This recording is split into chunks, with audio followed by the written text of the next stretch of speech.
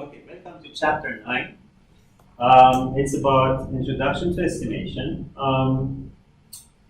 What changes in this chapter compared to the previous ones was that in the previous ones, we had a situation that there's a new, for example, the mean is 30, what was it, for example, 32.2, right?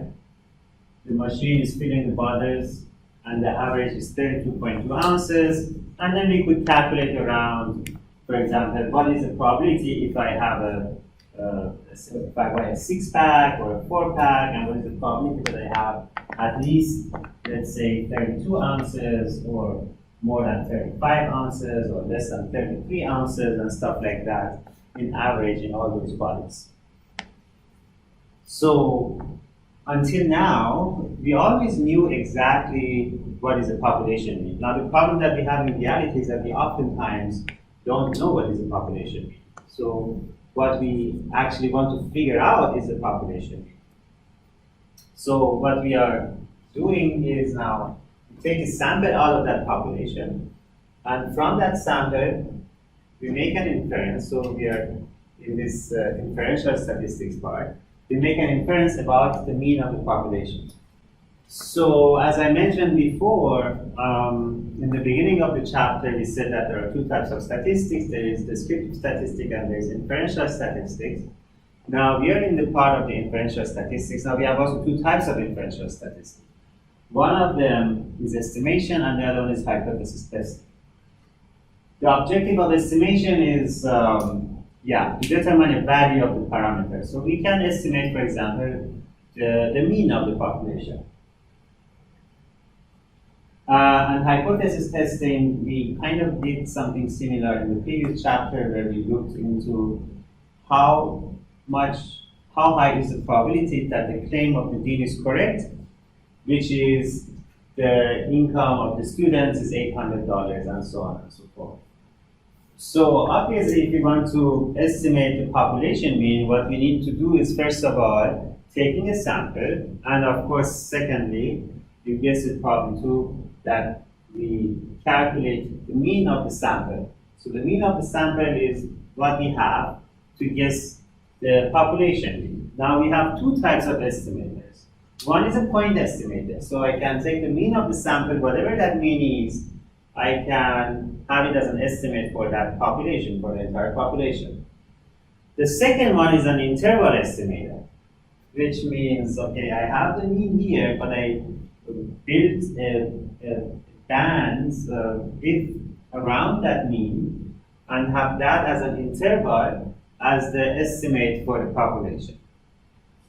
Let's take a look into the pros and cons of doing those two. So if I do a point estimator, the problem that I have with that is that, as we know, it's a continuous distribution. So the probability that my point estimator is correct, is exactly the population mean, is basically zero. It's very, very unlikely that we have that situation. So if I take 4 bottles and if I measure exactly how much is in those 4 bottles, it's extremely unlikely that I have exactly 128.000000 ounces of liquid in those 4 bottles. So that's the one problem that I have. Another problem is if I have a point estimator, of course, the larger the sample size, the more valuable is that estimator, the higher is the probability that it's really close to the true mean of the population. And that is an effect that I don't see in the mean estimator. If I come up with a mean estimator, you cannot see, okay, was that from a small sample of 2 or 3, or was it from a large sample of 800 or something like that. When it comes to the interval estimator, however, because I'm building an interval, a range around the point estimator that I have, the chances that the true mean of the population is somewhere within this interval is pretty high. Actually, I can decide how high are the chances that the true mean of the population is here. Obviously, the larger I make the interval, the higher are the chances that's within that interval. So we can determine the certainty, the percentage, and also the larger the sample size, given the same value of certainty, so let's say with 95% confidence, the larger sample size will yield to a smaller and smaller range that I get. So I have essentially a trade-off between the confidence interval, the range, and the sample size, right? So if I have a larger range, I can achieve a higher confidence interval, but of course a smaller range is better, more useful in many situations, right? But if I choose a smaller range, I have to lose some confidence. So the chances that I'm wrong, that it's not within that range increases. The only way to keep the range small and the confidence high is if I accept higher costs, which means if I increase the sample size, and that comes with cost, obviously. All right, so the estimator needs to have three qualities that are considered as desired. One is unbiasedness, then we have consistency and relative efficiency. I recommend you to pause the video here for a second and read through the descriptions and let it sink a little. Okay, so an unbiased estimator or population parameter is an estimator where the expected value is equal to that of the parameter. And yeah, that is the case. I mean, if we have, for example, if you think of the example with the bottling plant, if you take 4 bottles, the expected value would be 32.2 ounces. So even though on the bottle it says 32 ounces, in average we should expect to get 32.2 because we are taking random samples, so there's no reason why the mean of our sample should be anyhow different than the mean of the population. So it is true for the discrete cases, but also it is true for the sample proportion situations. Okay, now when it comes to consistency, the definition of consistency as an unbiased estimator is said to be consistent if the difference between the estimator and the parameter grows smaller as the sample size grows larger. So essentially, the difference between sample size, the estimator and the parameter. So the difference, so that's the standard error, which is, as we know, this value, so kind of the standard deviation, right?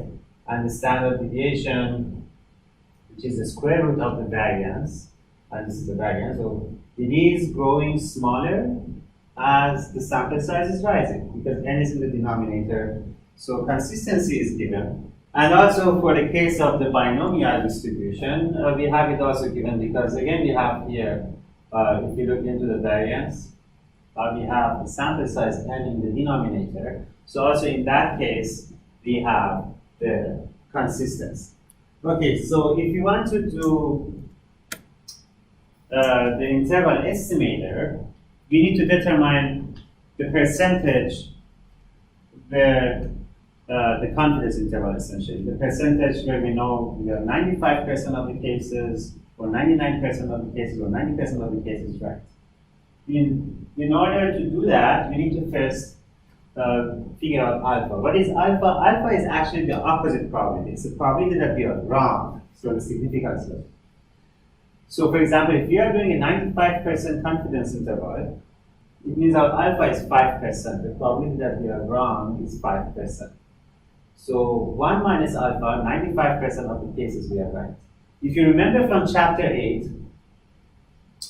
95%, in order to be 95% right, we have to cut off essentially the two most extreme cases. So the 2.5% most extreme to the left, and 2.5% most extreme to the right.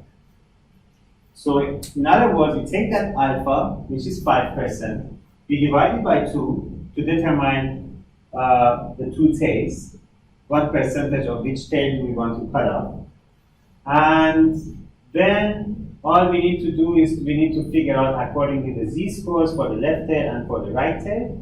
And after that, we just plug in the values.